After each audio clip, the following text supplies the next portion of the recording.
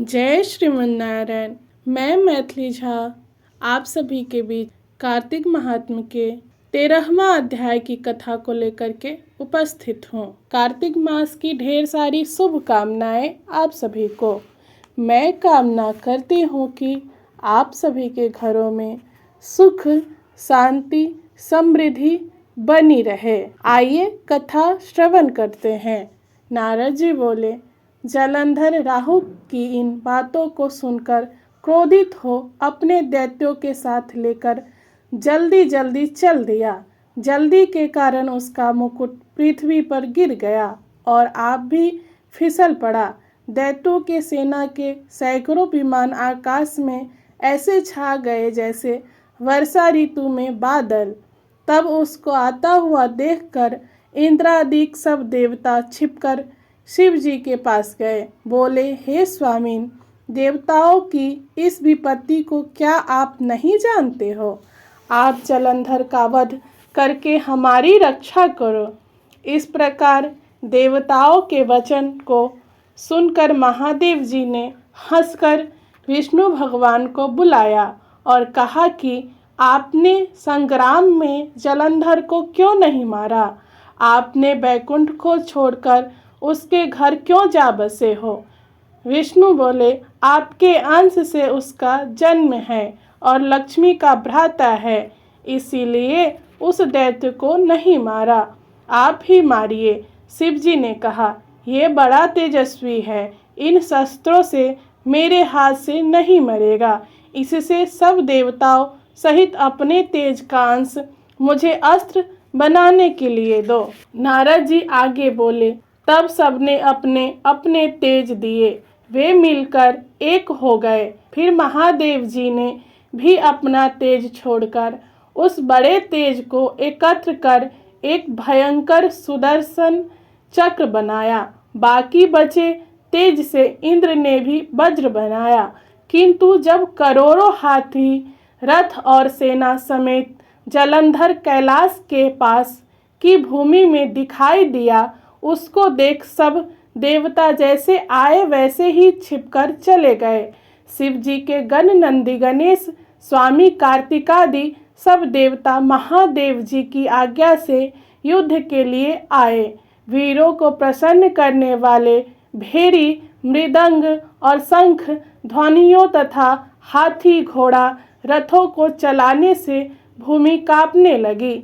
शक्ति तोमर बाण मुसल फरसा आदि शस्त्रों से आकाश भर गया। युद्ध में मरे हुए दैत्य को मृत संजीवनी द्वारा शुक्राचार्य बार बार जीवित करने लगे। देवों ने शिव जी के पास जाकर शुक्राचार्य का सब चरित्र कहा। तब महादेव जी के मुख से भयंकर कृत्या राक्षसी पैदा हुई, जिसकी ताड़ वृक्ष के समान जांघ और गुफा के समान मुख था। वह उस युद्ध में आकर असुरों का भक्षण करने लगी और शुक्राचार्य को अपनी भाग में धर आकाश में अंतर्ध्यान हो गई। अब देवता शुक्र को पकड़ा हुआ देखकर आनंद से दैत्यों को मारने लगे। शिव जी के गणों से भयभीत दैत्यों की सेना ऐसे अलग थलग हो गई जैसे वायु की वेग से चलने से तृण समूह बिखर जाता है। गणों के भय से भागी सेना को देखकर सेनापति निशुंभ शुंभ और कालनेमी अति क्रोध करके युद्ध में गए। वर्षा के बादलों की तरह इन तीनों ने बाणों की वर्षा करके शिव जी की सेना को घेर लिया। सैकड़ों बाणों से घायल हुए गणों के शरीर से रुधिर ऐसे बरसने लगा मानो बसंत ऋतु में टेसू का वृक्ष दिखाई देता है। तब फिर गिरते पड़ते वे सब गण तितर बितर होकर युद्ध छोड़कर भाग गए। फिर नंदी गणेश और स्वामी कार्तिक अपनी सेना को भागी हुई देखकर क्रोध करके वेग से बढ़े और दैत्यों को बलपूर्वक रोक दिया।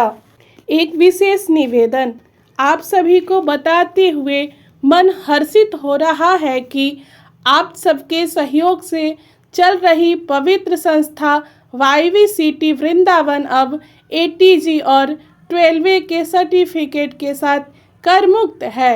अर्थात अब आप जब भी दान करेंगे तो आपके द्वारा दिए हुए दान के कारण आयकर में विशेष छूट की प्राप्ति होगी। आयकर छूट के लिए आपको अपना आधार कार्ड और पैन कार्ड का साफ फोटो भी भेजना होगा। फिर आपको आयकर में भी लाभ मिलेगा। देवोत्थान एकादशी 1 नवंबर 2025 से एकादशी फलाहारी सेवा पुनः प्रारंभ हो रही है। सभी सम्मानित सदस्य अपने सहयोग को QR कोड स्कैन करके शीघ्र भेज दे। आप जैसे दानवीरों के सहयोग से ही ऐसे आयोजन चलते रहते हैं। जय श्रीमन नारायण। अगर आप सभी को यह वीडियो पसंद आई हो तो हमारी चैनल को सब्सक्राइब करें तथा अपने मित्रों में अवश्य शेयर करें और कमेंट में अपनी राय अवश्य दें। धन्यवाद।